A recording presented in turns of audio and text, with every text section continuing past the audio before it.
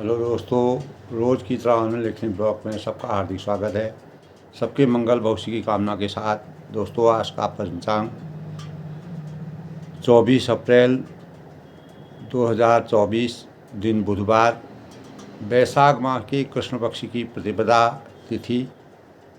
शुभ मुहूर्त की बात करें तो दोस्तों, अभिजीत मुहूर्त 10:49 और से 12:24 तक, अमृतकाल 7:38 से 9:13 तक, राहुकाल 3:36 से 5:14। आज का सूर्योदय दोस्तों 5:47 पर होगा और सूर्यास्त 6:52 पर, और दिशा शूल दोस्तों उत्तर दिशा शूल है। इस प्रकार जो है आज के सूक्ष्म पंचांग का दिन दोस्तों बुधवार हिंदू धर्म का विशेष महत्व इस दिन को माना जाता है। और प्रथम पूज्य भगवान गणेश जी को स्मरण करने का, याद करने का। गणेश जो हैं अनेक प्रकार के संकटों को हरने वाले, सुखकर्ता दुखहर्ता के रूप में इस सृष्टि में पैदा हुए। और इस दिन दोस्तों भगवान बुध की पूजा भी की जाती है। हमारे जीवन में दोस्तों विद्या है, बुद्धिमत्ता है, सुकृति की प्राप्ति के लिए बुध ग्रह ही द्योतक होता है। तो भगवान बुध ग्रह दोस्तों, भगवान गणेश जी मंगल और समृद्धि के देवता माने गए हैं। और यदि हम जीवन में किसी भी कार्य की शुरुआत करना चाहते हैं तो गणेश जी के से उसका शुभारंभ, श्री गणेश जिसको कहते हैं, श्री गणेश किया जाता है। तो भगवान गणेश जी की पूजा का अनेकों तरीके से बड़ा विधान है। और सब कार्यों को की सफलता के लिए और संकटों को हरने के लिए और सुख के कर्ता और दुखों के हरता भगवान गणेश जी का हमारे कार्यों में सिद्धि की प्राप्ति के मानक माने गए हैं और सभी देवताओं के प्रथम पूज्य देवता हैं। इस दिन दोस्तों खास तौर से हरे रंग के कपड़े पहनने चाहिए और मूंग की दाल का सेवन, दुर्गा सप्तशती का पाठ कर गणेश जी को दुर्गा अवश्य चढ़ानी चाहिए। और गणेश चालीसा का पाठ करना भी शुभ कार्य माना जाता है। और दोस्तों बुधवार जो है भाग्य का निर्माता होता है। हमारे भाग्य को चमकाने वाला बुध ही ग्रह होता है, जिसका बुध बलिष्ठ होता है, अच्छे ग्रह में बैठा रहता है और केंद्र में बैठा रहता है, तो वह जो है भाग्य से उज्जवल होता है। तो हमारे ज्योतिष विद्या के अनुसार दोस्तों दूध से बनी हुई चीज़ें और खाना, इस दिन दूध से बनी हुई चीज़ों का सेवन नहीं करना चाहिए इस में उपवास और व्रत करने के बाद। और अनेक प्रकार के जो जूते हैं, कपड़े हैं और इस प्रकार की चीज़ों को भी नहीं खरीदना चाहिए। भगवान बुध के नाम की पूजा करनी चाहिए। और सौरमंडल में दोस्तों बुध नाम से एक ग्रह भी होता है जो हमेशा विद्यमान रहता है। इस दिन दोस्तों भगवान गणेश जी को समर्पित इसलिए है कि बुध भगवान जब गणेश जी का जन्म हुआ था तो उस समय बुध ग्रह जो है माता शिव पार्वती के घर में जब गणेश जी का जन्म हुआ तब बुध देव जी वहीं थे। इसलिए बुध भगवान की पूजा जो है गणेश जी यानी बुधवार को की जाती है। दोस्तों गणेश जी जो है विघ्नहर्ता हैं और सुख करता है। जीवन में सफलता, ज्ञान, नए रास्ते में चलने की प्रेरणा हमें बुध ग्रह के सौजन्य से होती है। बुध ग्रह मजबूत होता है। बुधवार को व्रत और उपवास, गणेश चालीसा का पाठ करना, मूंग की लड्डू का भोग लगाना चाहिए गणेश जी को, और मोदकों का भोग भी लगाना चाहिए दोस्तों गणेश जी का 11 मोदक बना करके गणेश जी को अर्पित किए जाते हैं। हरी वस्तुओं का दान भी शुभ माना गया है और दही और दूध इस प्रकार की चीज़ों का सेवन इस दिन वर्जित माना गया है। हरी वस्तुओं से बनी हुई चीज़ों का सेवन करना चाहिए।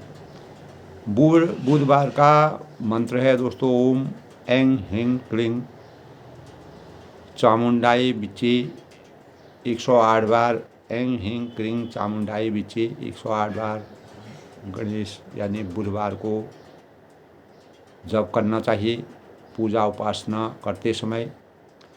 ओम गं गणपति नमः, गणेश जी का मंत्र है ओम गण गणपति नमः श्री गणेशाय नमः। इस प्रकार का जाप करने से हमारे अनेक प्रकार के कष्ट दूर होते हैं।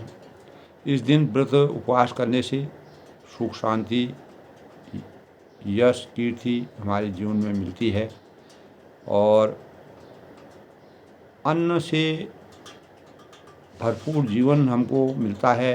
अन्न की हमको किसी प्रकार की परेशानी नहीं होती है। तो दोस्तों पौराणिक मान्यताओं के अनुसार गणेश जी के जन्म के समय बुधदेव जैसे मैंने आपको बताया कैलाश पर्वत पर मौजूद थे। इसीलिए सुखकर्ता दुखहर्ता मंगल कामना के भाव हमारे जीवन में बुधदेव और गणेश जी का आशीर्वाद जिन जातकों के ग्रहों में बुध शुभ ग्रह में बैठा रहता है तो वह भाग्य से सुख और संपत्ति से हमेशा धन धान्य से परिपूर्ण रहते हैं। इस प्रकार दोस्तों आज के रामचरित मानस का दोस्तों किष्किंधा कांड का प्रसंग चल रहा है। मर्यादा पुरुषोत्तम भगवान रामचंद्र ने सुग्रीव को वानरराज सुग्रीव से मित्रता करके हनुमान नल नील और अंगद को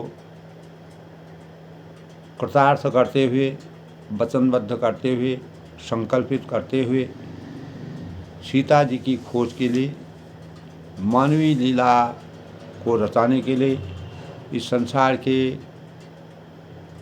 अनेक प्रकार के कर्तव्यों को चरितार्थ करने के भाव प्रकट किए हैं। यानी हमको अपने संकल्प में हम जिस काम को संकल्पित करते हैं, कठिन काम सीता की खोज करना कोई आसान काम नहीं था। अनेक समुद्र से पार करके शिलाओं से पार करके जंगलों से पार करके हनुमान जी पवन सुत कहलाते हैं, बजरंग बली कहलाते हैं और अनेक नामों से हनुमान जी का स्मरण किया जाता है। मर्यादा पुरुषोत्तम भगवान राम जी जब सीता की खोज के लिए हनुमान जी गए थे तो वह सबसे पीछे थे।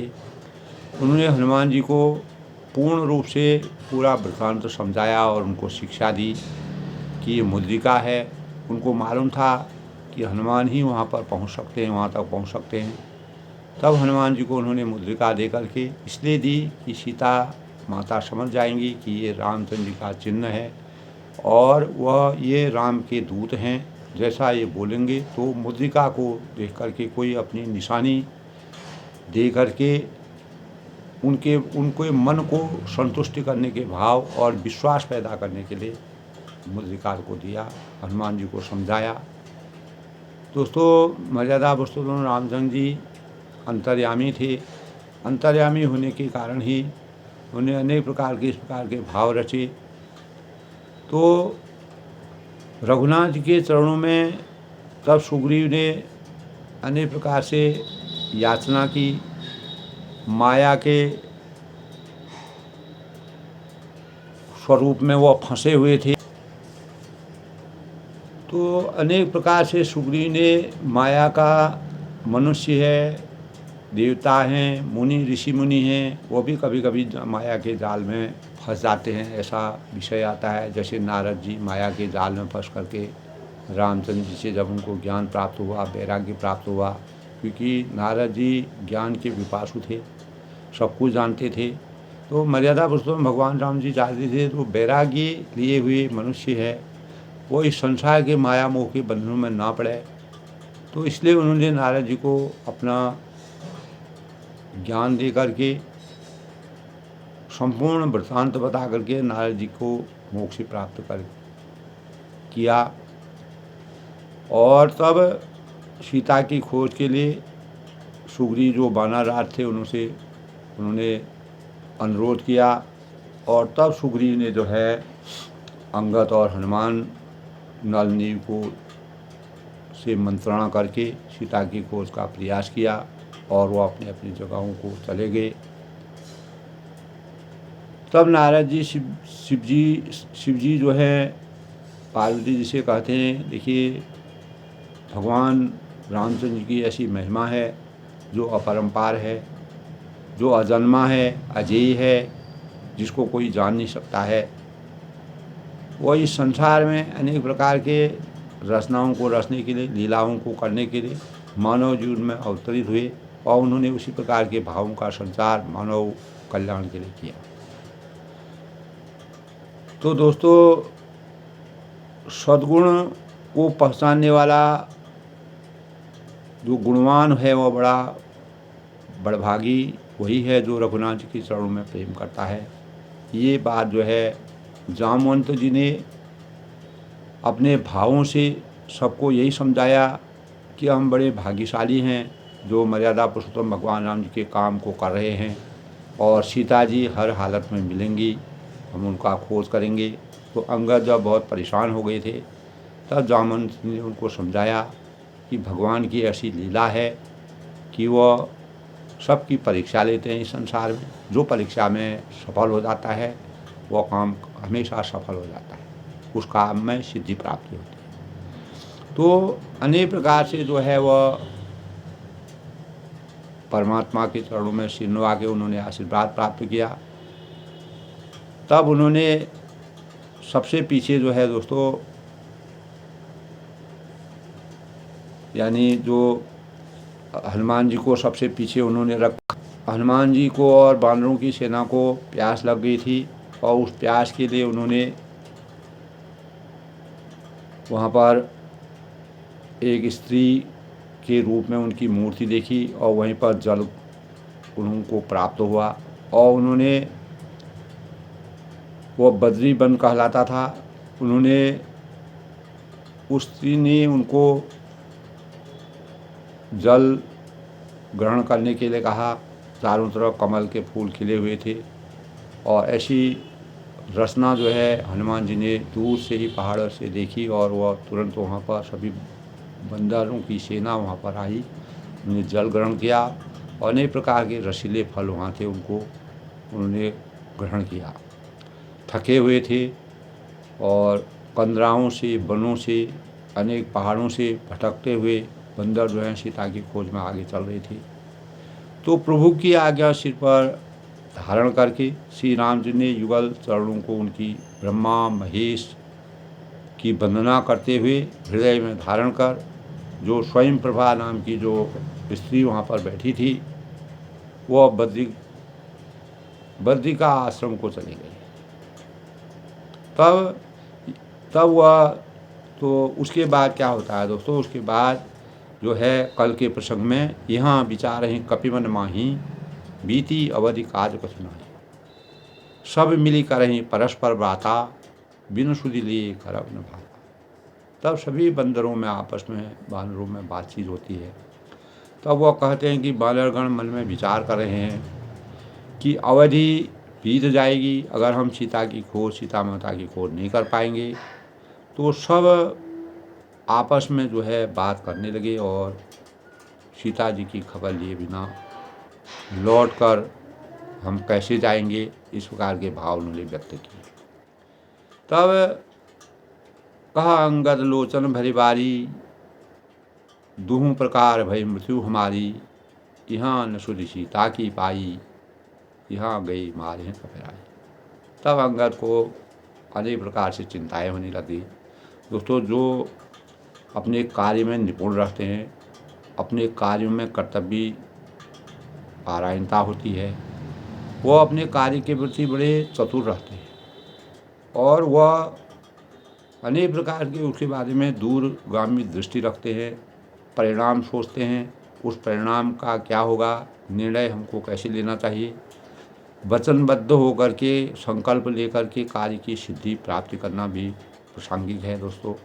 तब अंगद ने के नेत्रों में जल भराया, उनको चिंता थी, दोनों प्रकार से हमारी मृत्यु निश्चित है कहते हैं, और अगर सीता की सुध नहीं मिलती है तो जाने पर वानरराज सुग्रीव का उनको डर था कि वह हमको नहीं छोड़ेंगे।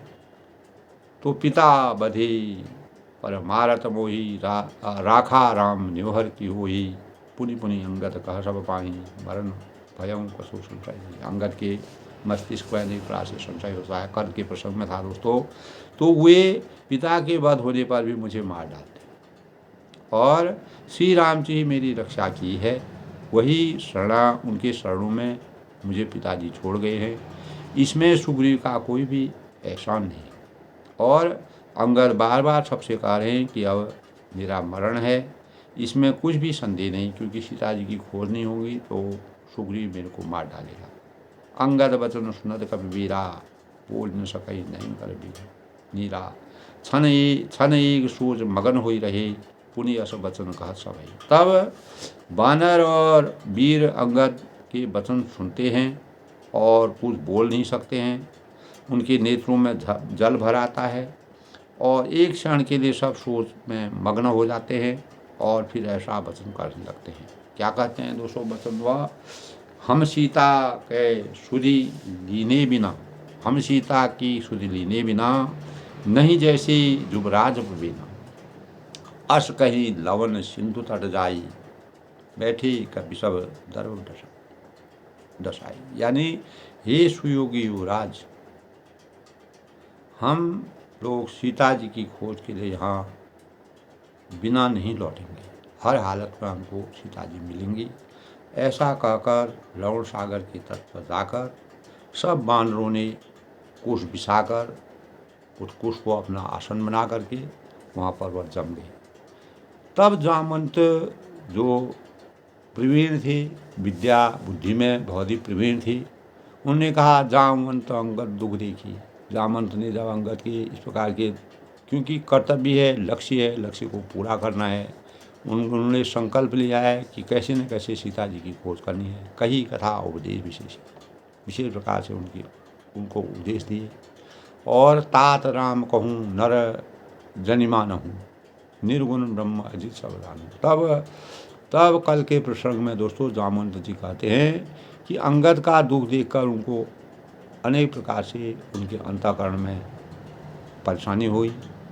तब वो बोले, हितात श्री राम जी को तुम मनुष्य मत मानो, वह अंतर्यामी हैं, वह निर्गुण ब्रह्म भी हैं, सगुण ब्रह्म भी हैं, और अजेय भी हैं और अजन्मा भी हैं। उनका कोई पार नहीं है, अर्थात वो अपरंपार है, उनकी माया बड़ी विलक्षण है। तो ऐसा ज्ञान देकर के जामवंत जी ने भगवान रामचंद्र के बारे में पूरा वृत्तांत तो उनको मालूम था। हम सब सेवक अति बड़ भागी। तब जामवंत जी भी कह रहे हैं कि हम जो भी सेवक उनकी सेवा करने के लिए सीता जी की खोज में लगे हुए हैं, हम बहुत ही भाग्यशाली हैं, क्योंकि संतन सगुण ब्रह्म अनुरागी, क्योंकि जो निरंतर सगुण ब्रह्म श्री राम जी की प्रीति रखते हैं वह इस संसार में हमेशा मोक्ष की प्राप्ति करते हैं, परमात्मा का उनको आशीर्वाद। तब निज इच्छा प्रभु अवतरहि, सुरमयी गोदी लाग, सगुण उपासक संग रही मूल सब।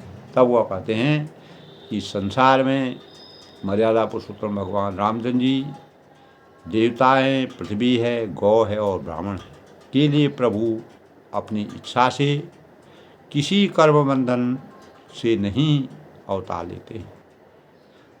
जब जब पृथ्वी में देवताओं का अपमान होता है, धरती माता में धरती माता दुखी होती हैं, गौ माता को परेशान किया जाता है, और अनेक प्रकार के जो सबसे बड़ा तत्व ब्राह्मण को होता है, वह अगर किसी कर्म बंधन के कारण कोई उसको दुखी करता है, तब मर्यादा पुरुषोत्तम भगवान राम जी अपने भक्तों की रक्षा करने के लिए अनेक रूपों में जो भक्त की जो संज्ञा है, सालोक्य है और समीप्य है और सारूप्य है और शास्त्रीय और सायुज्य है, इस रूप में जो है मोक्षों को त्याग कर उनकी सेवा में रत हो जाते हैं। इस प्रकार से दोस्तों कल का प्रसंग था। निच्छा प्रभु अवतरही सुरमही गोदिज लाग। देवता है, पृथ्वी है, गौ है और ब्राह्मण के लिए प्रभु अपनी इच्छा से किसी कर्म बंधन में नहीं अवतार लेते हैं। वह जो है उनकी रक्षा के लिए हमेशा अवतरित होते हैं। तो इसी को कहते हैं दोस्तों, अंगद ने आदर्श नेतृत्व का जो संकल्प है, आदर्श नेतृत्व जो होता है, हनुमान जी और अंगद जी ने उस भाव को संपूर्ण किया। तो फिर भी जामवंत जो है उम्रदराज हैं, सबसे उम्रदार हैं, तो वह सबको समझाते हैं कि प्रभु की लीला अपरंपार है।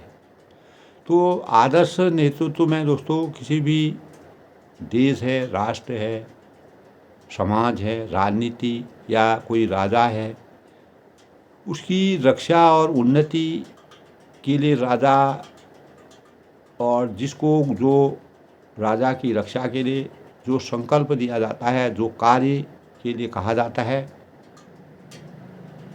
वह उसके शासन पर निर्भर है। तो सुग्रीव भी एक प्रकार से राजा थे, तो उन्होंने जिस प्रकार से भाव व्यक्त किए अंगद को, जिस प्रकार से हनुमान जी और अंगद जी को जिस प्रकार से समझाया, तो शासक को अपने राष्ट्र के प्रति, अपने देश के प्रति, अपने राजा के प्रति और प्रजा के प्रति हितों की रक्षा के लिए असंभव प्रयास करने वांछनीय होते हैं। और राष्ट्र है, धर्म है, समाज है कि शासक को युद्धभूमि में स्वयं उतरना पड़े, कोई भी कर्म क्षेत्र है उसमें स्वयं उतरना पड़े, तो भी उसके लिए कोई संकोच नहीं करना चाहिए। अगर सुग्रीव जी को खुद भी अगर सब कुछ करना पड़ा तो उनको कोई संकोच की बात नहीं थी। तो मर्यादा पुरुषोत्तम भगवान राम जी वानरराज सुग्रीव को ही जानते थे। तो रामायण में भी कहा गया है दोस्तों, इसीलिए रामचरितमानस में कहा कि राजा होने का अर्थ है सन्यासी होना, यानी उसका अपना कुछ भी निजी स्वार्थ न हो और सब कुछ प्रजा के लिए, राष्ट्र के लिए होना चाहिए।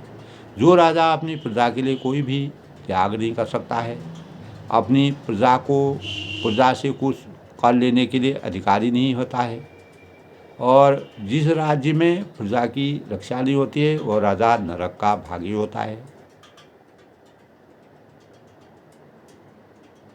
तो जिस राजा के राज्य में प्रजा दुखी होती है तो वह राजा नरक का अधिकारी होता है, नरक अधिकारी। तो राजा दशरथ ने श्री राम जी को राजधर्म की शिक्षा देते हुए कहा है कि राजा की मूल शक्ति दंड नहीं बल्कि न्याय होता है।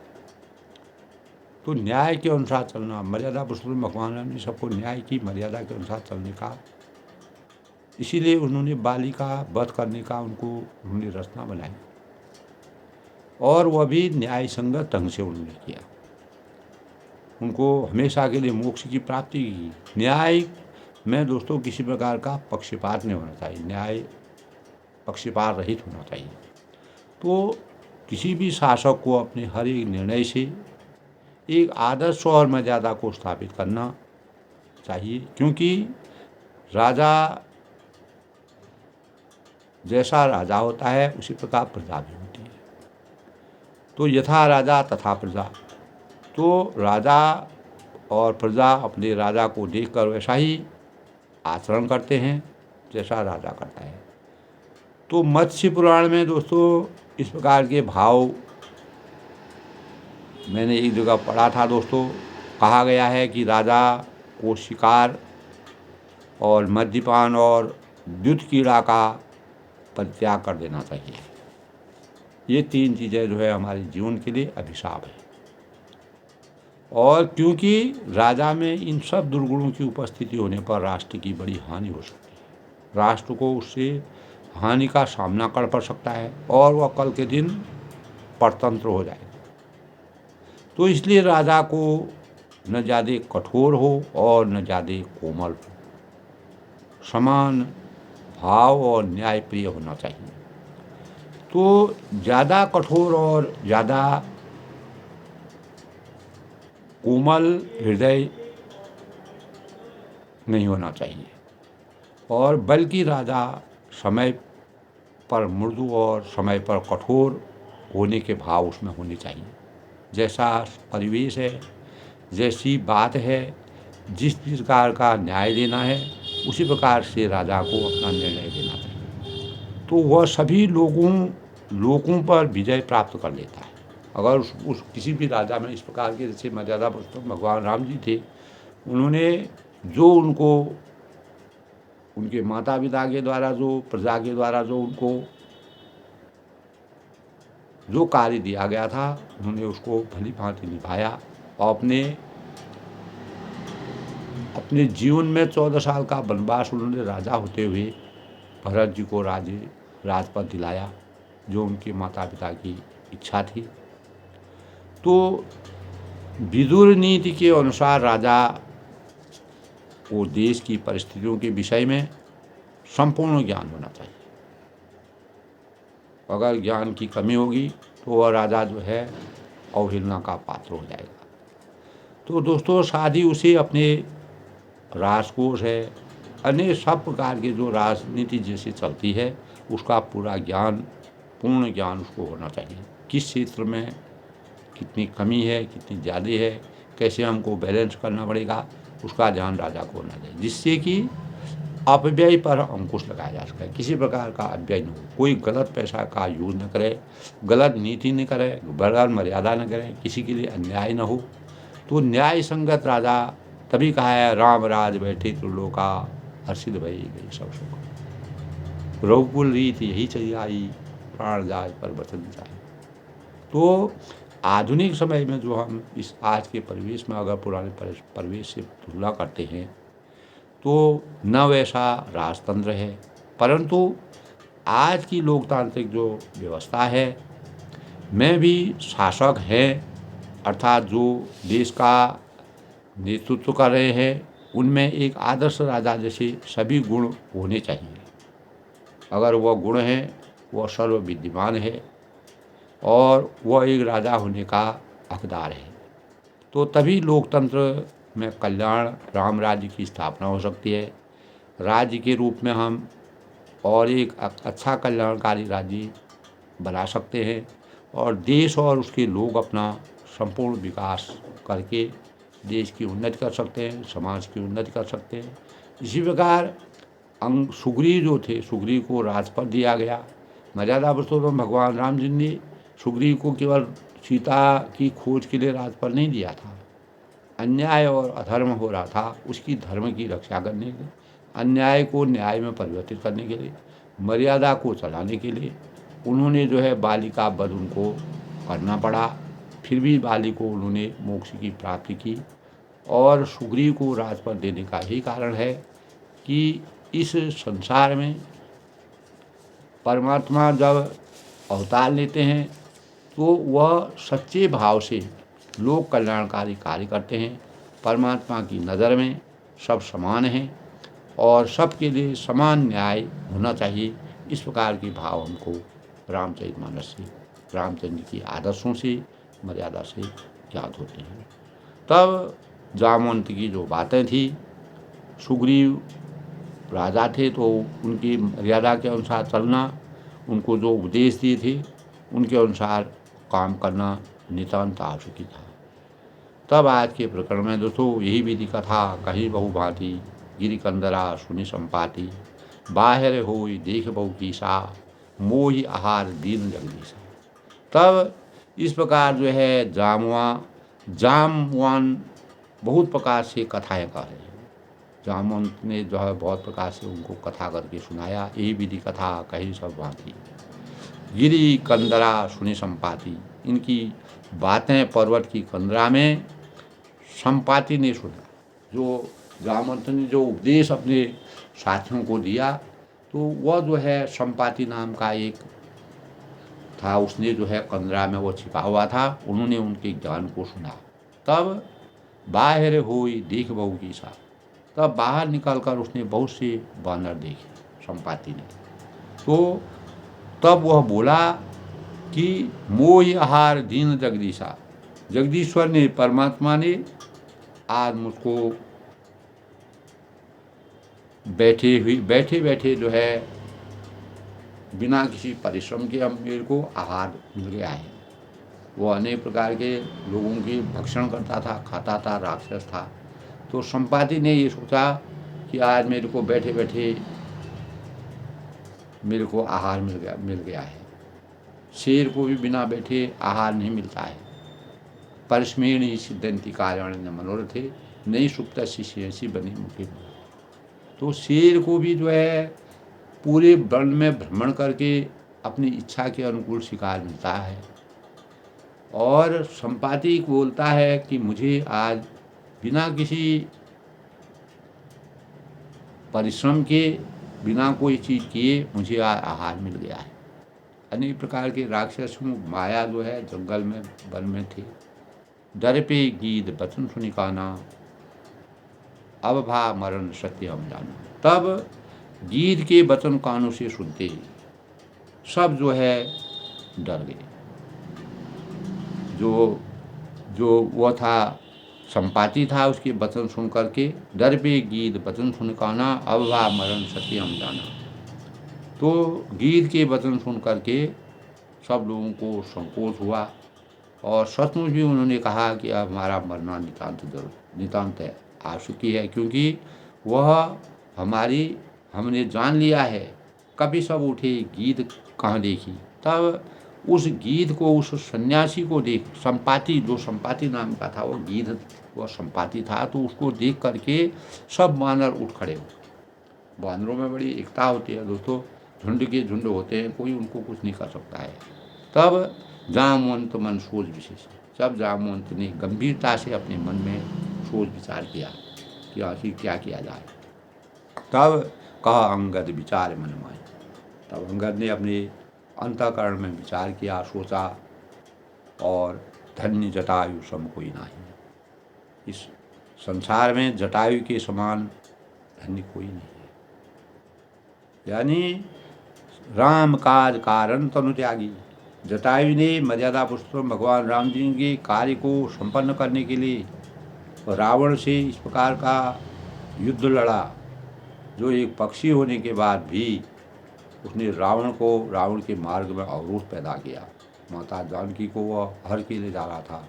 तब जटायु का प्रसंग बहुत ही रामचरितमानस में बहुत ही प्रासंगिक है। दोस्तों एक पक्षी होने के नाते भी वह रावण से उसने इस प्रकार का संघर्ष किया।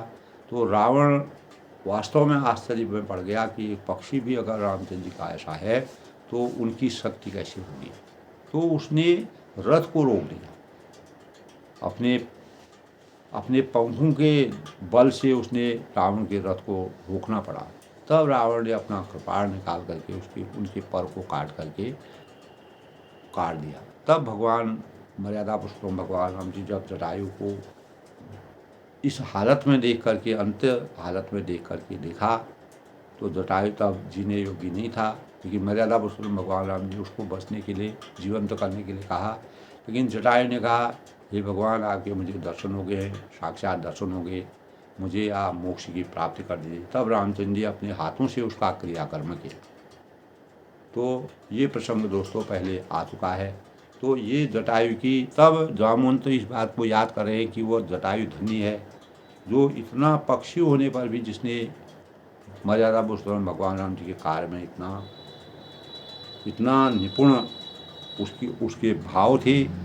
तब वह कहते हैं धन्य जटायु सम कोई नहीं, जटायु के समान कोई नहीं है, क्योंकि राम काज कारण तन त्यागी। मर्यादा पुरुषोत्तम भगवान रामचंद्र जी से उसका कोई स्वार्थ नहीं था, निस्वार्थ था, और कोई स्वार्थ नहीं था। तो निस्वार्थ ढंग से जो कार्य किया जाता है, परमात्मा का भक्त था रामचंद्र जी का। तो सीता जी को देख करके उसको बहुत ही दया भाव आई, करुणा आई, उसने अपना सर्वस्व निस्वार किया। और राम काज कारण तन त्यागी, रामचंद्र के काज के कारण अपने तन को, शरीर को उसने त्यागा मोक्ष की प्राप्ति मर्यादा पुरुषोत्तम भगवान राम जी। तभी उसी ने बताया कि रावण ही जो है सीता जी को हर के लिए आया, उसी ने मेरी ये दशा की है। तो हरिपुर गया परम बड़वानी, भगवान ने पर मर्यादा पुरुषोत्तम भगवान राम जी ने, परमात्मा ने उनको हमेशा के लिए मोक्ष की प्राप्ति करनी। तो ऐसे कितने प्रसंग हैं दोस्तों। जटायु भी एक ऐसा पक्षी था जिसने मर्यादा पुरुषोत्तम भगवान राम जी का निष्काम भाव से जो कार्य किया, वह हमेशा के लिए रामचरितमानस में एक प्रकार के बहुत बड़ी प्रेरणा का स्रोत हमारे जीवन के लिए है। तो अंगद के मन में विचार कर कहा, का अंगद विचार मन माही, धन्य जटायु सम कोई नाही, राम काज कारण तन त्यागी, हरिपुर गयो परम बड़वानी। इस प्रकार से जो है जटायु के बारे में जो और जामवंत ने जो है संपूर्ण रूप से जो है जटायु के जीवन का वृत्तांत बता करके उसको वह कैसे धन्य हुआ, कैसे मोक्ष की प्राप्ति हुई, परमात्मा की शक्ति में कितना विलक्षणता होती है। और जो अजन्मा में अज्ञेय है, जिनको कोई अजन्मा, जिनको कोई अजेय है, जिनको कोई जीत नहीं सकता है। सुनी खग हरस शोक जुतवानी, आवा निकट कपिन भई पानी। तब हर्ष और शोक से युक्त वाणी सुन करके, इस प्रकार की वाणी को सुन करके, समाचार सुन करके, आवा निकट कपिन भई पानी। तब पक्षी संपाति जो है बानों के पास आने की कोशिश करने लगा, गिद्ध जो है बानों के पास आने की कोशिश करने लगा। तब तिनहि अभय करी पूछे आई, तब बानर डर गए क्योंकि वह खतरनाक था। उसको अभय करके कथा सकल तिन ताई सुनाई, तिनहि अभय कर पूछे ही जाई, उसको अभय करके यानी अभय वचन दे करके उसने उसके पास जाकर जटायु का वृत्तांत पूछा। तब उन्होंने सारी कथा उससे कह सुनाई। पूरा वृत्तांत जो है संपाति को उसने कह सुनाया। सुन संपादि बंधु कह करनी, तब संपादि जो है ऐसे वचनों को सुन करके रघुपति महिमा बहुविध करनी। भाई जटायु की करनी सुन करके, जटायु भी उसी का एक प्रकार से उसी जाति का था, उसी ब्रीड से वह था। तो जटायु की करनी सुन करके, जटायु की बातों को जब वह सुना रहे थे, तो उस बातों को सुन करके उन्होंने जो है श्री रघुनाथ की महिमा का वर्णन किया। तब उनको पता चला कि जो है इस प्रकार के जब ऐसे वचन को उन्होंने संपाति ने सुना, जामवंत के द्वारा जो वर्णन किया जा रहा था, बंदरों को बताया जा रहा था कि जटायु धन्य है जिसने मर्यादा पुरुषोत्तम भगवान राम जी के कार्य करने के लिए सच्ची निष्ठा, बिना कोई निष्काम भाव से, बिना स्वार्थ से, निजी हित के बगैर मर्यादा पुरुषोत्तम भगवान रामचंद्र जी ने लोग इस प्रकार की प्रेरणा से, पशु से, एक पक्षी से हमको किस प्रकार की प्रेरणा मिल सकती है, उसको हमेशा के लिए उजागर करके मानव जीवन के लिए एक प्रकार की सबसे बड़ी प्रेरणा का स्रोत इस संसार में रखा है।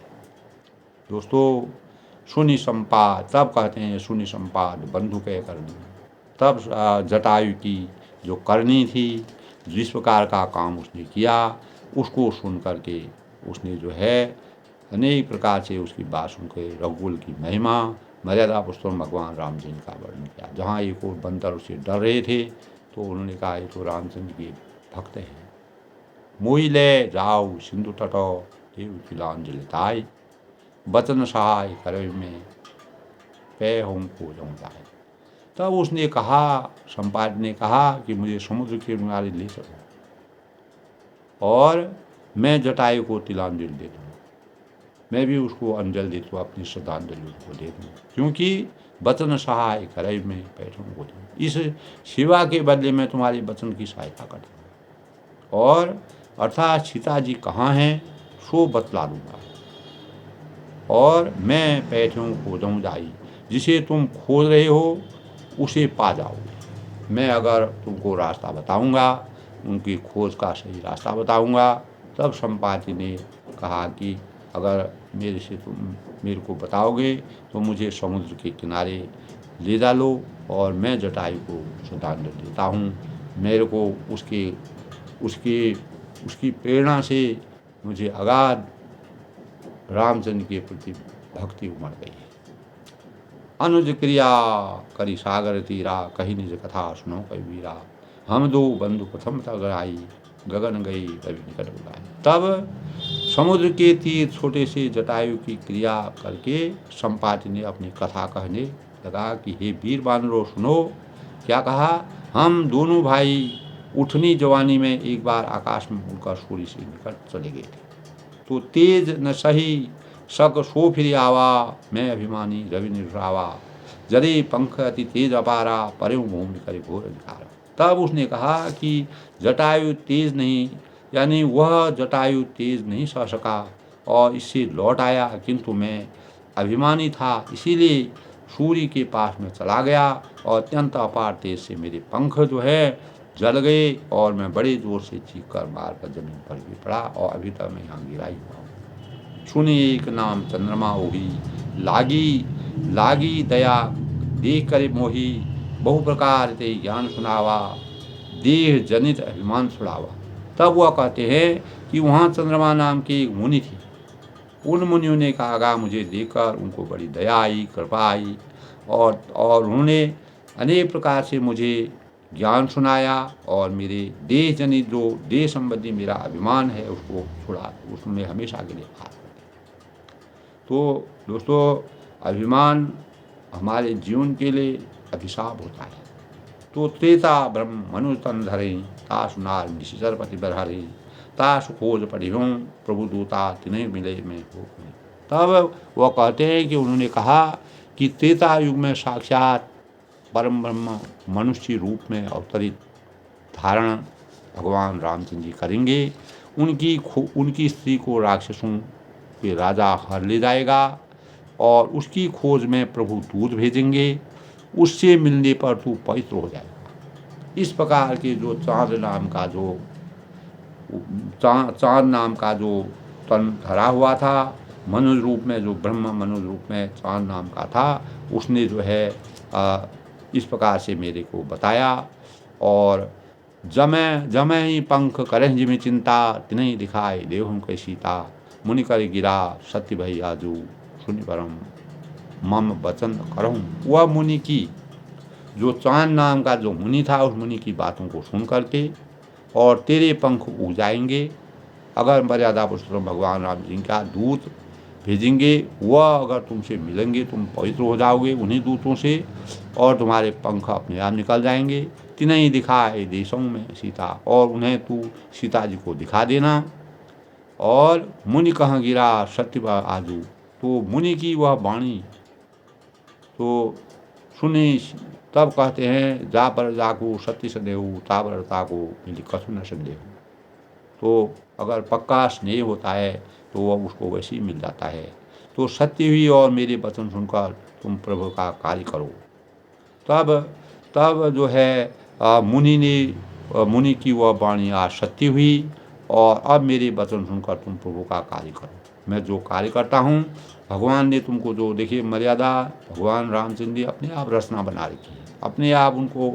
तभी मैंने कहा, बार बार मैं कहता हूँ, भगवान रामचंद्र जी जब अयोध्या से वन की तरफ गए, कभी भी उन्होंने पीछे मुड़कर नहीं देखा। जैसे जैसे आगे बढ़ते रहे वैसे वैसे अनेक लोगों से उनका सानिध्य हुआ और उनके कार्य अवध वहाँ जहाँ राम निवासु दिवस, वहाँ जहाँ भान प्रकाश, वहीं पर अयोध्या का था।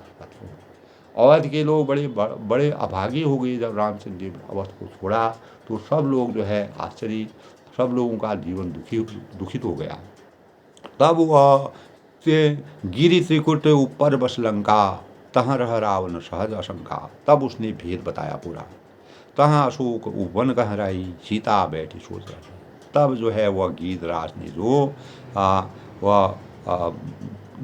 गीधराज था, उसने जो है उनके बारे में जो है पूरा बताया कि त्रिकुट पर्वत पर लंका बसी हुई है। जो त्रिकुट नाम का पर्वत है, गिर त्रिकुट ऊपर बस लंका, और वहाँ पर बैठी हुई और वहाँ पर लंका है। और तहाँ तह रह रावण सहर आशंका, वहाँ पर स्वभाव से निडर, कोई डर नहीं है, बिल्कुल घूमता रहता है वहाँ पर रावण रहता है। और तहाँ अशोक वन रह रही, जहाँ वहाँ पर जो अशोक नाम का वन है, वो वन है, बगीचा है, वहाँ सीता जी रहती हैं। सीता बैठ सोच रही, इस समय भी वह सोच में मग्न होगी, अपने सोच विचार करी होगी, अनेक प्रकार के भाव उनके अंतर्करण में आ रहे होंगे। तब इस प्रकार से जो है चंद्रमा नाम के जो मुनि थे, उन्होंने जो है इस प्रकार से जो है उनको बताया। और गीधराज ने जो है पूरा प्रकरण जो है पूरा प्रसंग इस समय में बताया। मैं देखूँ तुम नाही, गीत ही दृष्टि अपार, और बूढ़ भयऊँ नत करते हूँ कछुक सहाय तुम्हारा। तब वह कहते हैं कि मैं देखूँ तुम नाही, मैं तुम्हें देख रहा हूँ। उन्होंने कहा कि मैं तुमको साक्षात रूप में देख रहा हूँ। और गीत ही दृष्टि अपार, क्योंकि गीत तुम नहीं देख सकते, मैं जो चीज़ देख रहा हूँ वह तुम नहीं देख सकते हो। क्योंकि जो गीत की दृष्टि होती है वह बहुत ही दृष्टि अपार होती है, वो बहुत दूर तक, जैसे हम माइक्रोस्कोप घर में देख लेते हैं, दूरबीन में देख लेते हैं, वैसे वह गीत उतना दूर तक देख सकता है। ये परमात्मा द्वारा उनको दिया हुआ आशीर्वाद है। तो बूढ़ भयऊँ, तब कहते हैं दोस्तों, जहाँ काम आवेश हुई कहा करे तलवार। तो मैं उन्हें देख रहा हूँ, मैं देखूँ तुम नाही, गीत हूँ दृष्टि अपार, गीत की दृष्टि जो है अपार होती है। और बूढ़ भयऊँ नत करते हूँ, बहुत दूर तक जाती है, क्यों क्या करूँ, मैं बहुत बूढ़ा हो गया हूँ। क्योंकि मैं कितने साल पहले जो है वहाँ जब सूर्य की रोशनी के पास में गया था तो मैं जल करके मेरे पंख गिर गए, और मैं हमेशा असहाय रूप में यहाँ पर बैठा हुआ हूँ, और मैं बूढ़ा हो गया हूँ, और कछु सहाय तुम्हार, अब तुम्हारी कुछ तो सहायता अवश्य करता हूँ। तो आपकी सहायता जैसे भी मेरे से तुम्हारी सहायता होगी। तो मर्यादा पुरुषोत्तम भगवान रामचंद्र का आशीर्वाद जिस पर होता है वह कार्य दोस्तों अपने आप ही सुलभ हो जाता है। जहाँ पर प्रभु की कृपा भयऊँ सब आजू, जन्म हमार सुफल बा आजू, इसी प्रकार आज जो है उसका भी जीवन जो है सफल हो गया, और वह भी धन्य हो गया। और जटायु की तब संपाति ने जो है इस प्रकार से अपने पूरा विवरण बता करके, और पूरा मैं उन्हें देख रहा हूँ, लेकिन तुम नहीं देख सकते हो, क्योंकि मेरी दृष्टि बहुत दूर हो। तब और क्योंकि गीत की दृष्टि अपार होती है, बहुत दूर तक देख सकता है, और बहुत दूर तक जाती है। क्या करूं, मैं बहुत ही उम्रदराज हो गया हूं। सूर्य के पास में गया था, मैं बुद्धिहीन था, तो सूर्य की तेज गर्मी से मेरे पंख जल गए थे, और मैं यहीं पर पड़ा हुआ हूँ। अब मर्यादा पुरुषोत्तम भगवान राम जी का आशीर्वाद जिस प्रकार जटायु पर हुआ, वैसे ही मैं जटायु को श्रद्धांजलि देता हूँ। और जटायु जो है मर्यादा पुरुषोत्तम भगवान राम जी का भक्त था, जिसने निस्वार्थ निष्काम और स्वार्थ विहीन होकर के मर्यादा पुरुषोत्तम भगवान राम जी सीता जी की जब हरण हो रहा था, तो उस समय तब इस संपादि को जो है पूरा मालूम था। तब उसने रावण कहाँ पर रहता है, और त्रिकुट के पास जो है लंका है, लंका में अशोक वाटिका में सीता हैं, उसका पूरा वृत्तांत बता करके सीता जी की खोज का पता लग गया। तब आगे का आज के प्रसंग में दोस्तों, तो संपाति ने जिस प्रकार से बांदरों को सब डर लगा हुआ था कि ये भयंकर है, ये है, लेकिन जैसे ही उसने जटायु का नाम सुना तो उसको रामचंद्र जी की मर्यादा, उनके गुणों का भाव आ गए। तो मेरे भगवान का आशीर्वाद जिस पर होता है वह दोस्तों इस जन्म मरण के भाव बंधन से, अनेक प्रकार के मोह माया के बंधन से, इस संसार से मोक्ष की प्राप्ति करता है। और ये गीधराज यानी ये गीत के अंदर भी परमात्मा का कितना बड़ा ध्यान होता है। और वह रामचंद्र जी का नाम, अब उसको जो ज्ञान मिला था, जो उसका मोक्ष प्राप्त करना था, जब बंदरों ने उनको स्पर्श किया तो संपाति का भी कल्याण हो गया, उसको मोक्ष की प्राप्ति हुई। ये मुनि ने जो है, जो चंद्र नाम का जो मुनि था, उस मुनि ने उनको इस प्रकार से बताया था कि रामचंद्र जी जब सीता खोज के लिए जब बंदर आएंगे तो उन बंदरों से तुम्हारा संपर्क होगा, तभी तुम जो है अपार यानी तुम मोक्ष की प्राप्ति कर सकते हो, तभी तुम्हारा तारण हो सकता है। तो इस प्रकार से दोस्तों भगवान मर्यादा पुरुषोत्तम रामचंद्र जी ने बिना किसी भेदभाव के अनेक पक्षी हैं, पशु हैं, जानवर हैं, नर हैं, वानर हैं, सभी लोगों से मित्रता करके इस मानव जीवन की रचना करने के लिए मानव रूप में अवतरित होकर के अनेक प्रकार की लीलाएँ की। उन्हीं लीलाओं का हम अनुसरण कर रहे हैं। हमें अपार ज्ञान प्राप्त हो रहा है। सबके मंगल भविष्य की कामना के साथ आज के प्रसंग में यही दोस्तों, और कल फिर मिलते हैं। तब तक सब लोग सुखी रहें, प्रसन्न रहें, खुश रहें।